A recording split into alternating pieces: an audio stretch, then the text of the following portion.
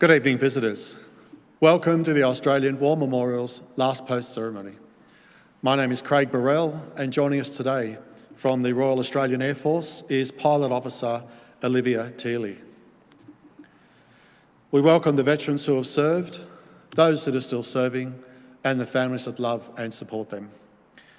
We acknowledge the members of RSL and Services Clubs Association, RSL Victoria, and RSL Queensland who are watching the broadcast of this ceremony across Australia. During this evening's ceremony, wreaths will be laid at the base of the Pool of Reflection by visitors to the memorial. If you're able, please stand and join in singing the National Anthem.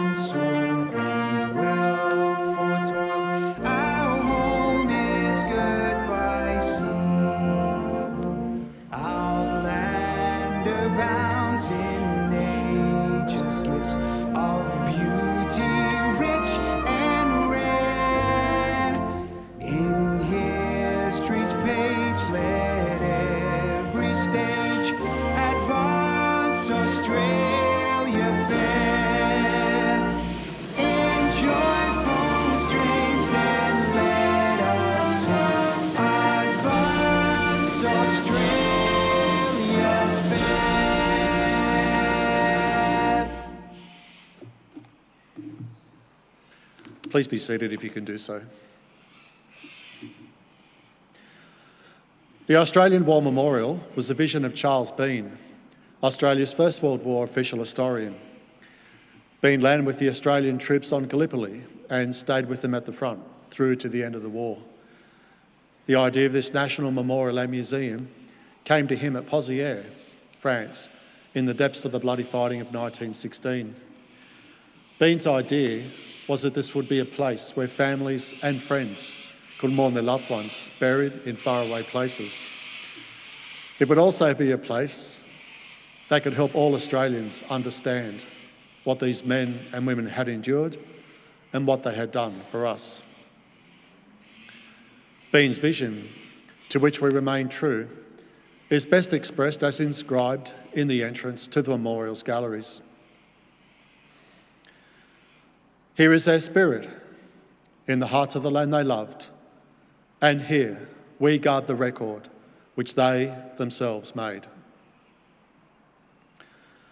Tonight, we will read the story behind just one of those on the Roll of Honour, which lists the names of more than 102,000 men and women who have given their lives for us in war and on operations for more than a century. But first, we present a lament, Flowers of the Forest. Wreaths or floral tributes will now be laid at the base of the Pool of Reflection.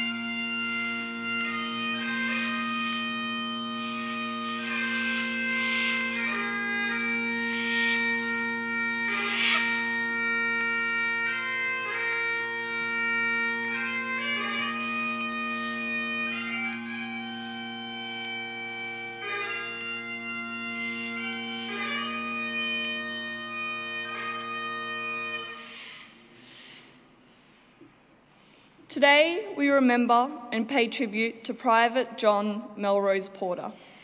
John Porter was born in Melbourne on the 23rd of October 1915, the son of Thomas and Gertrude Porter.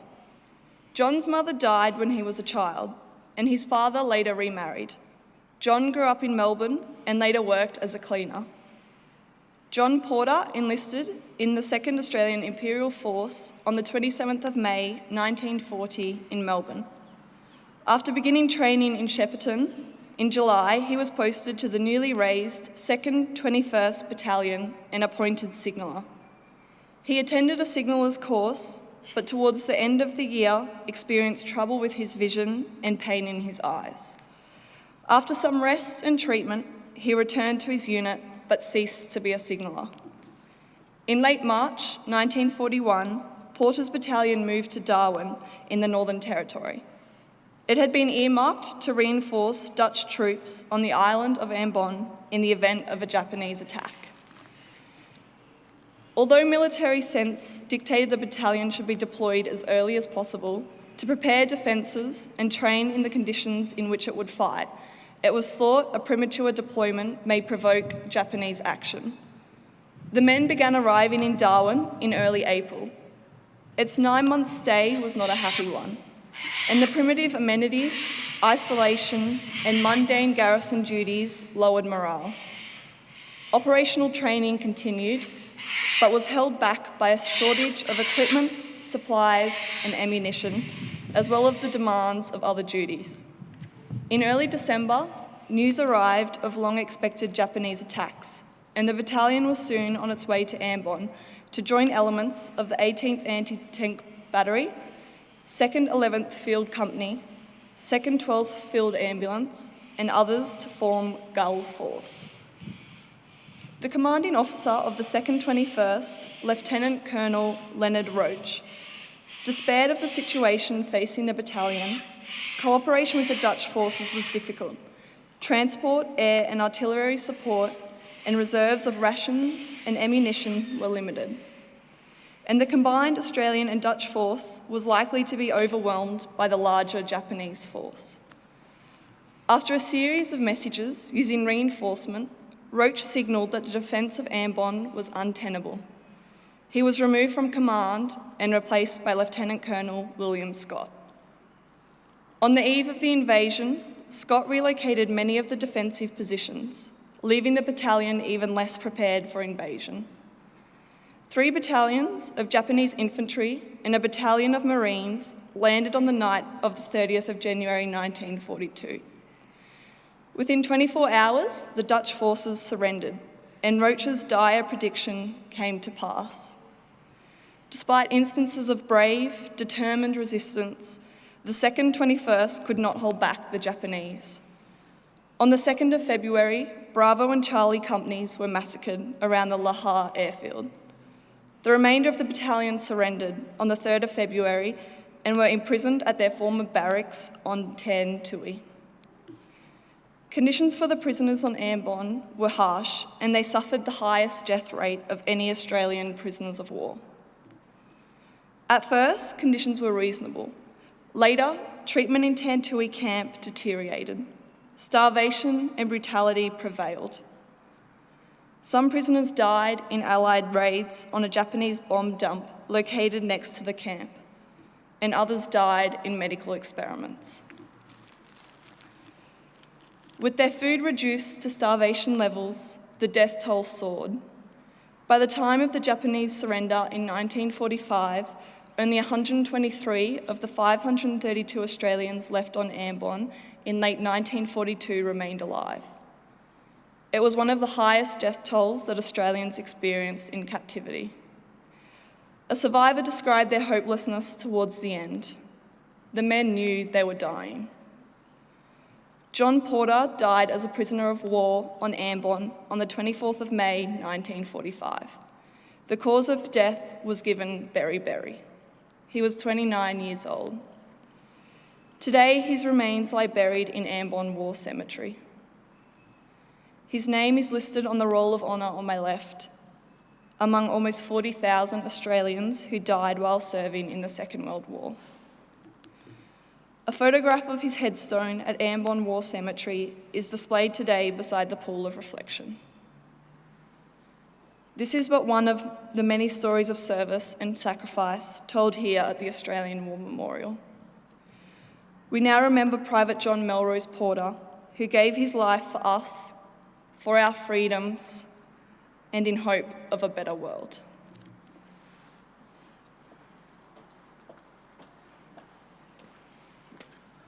Please stand for the ode and the sounding of the last post.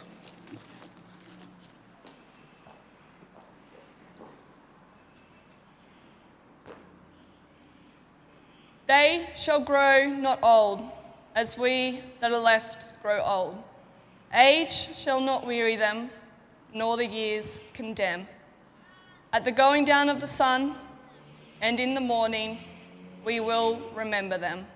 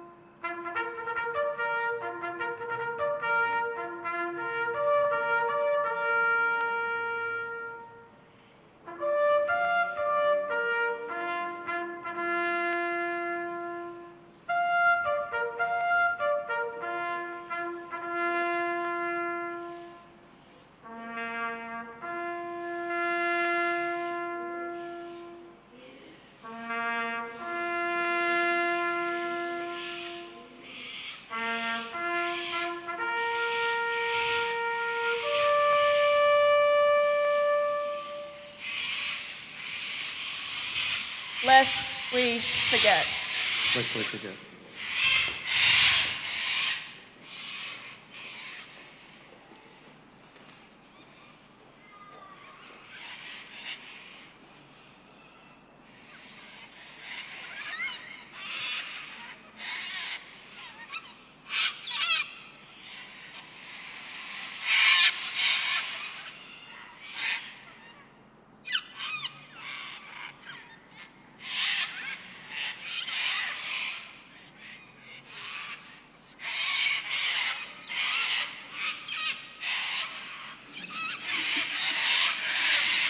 We leave you this evening with the words of the memorial's founder, Charles Bean.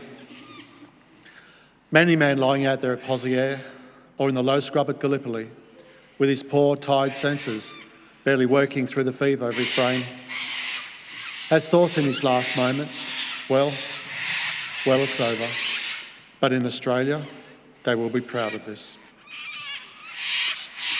Ladies and gentlemen, girls and boys, that concludes the last post ceremony.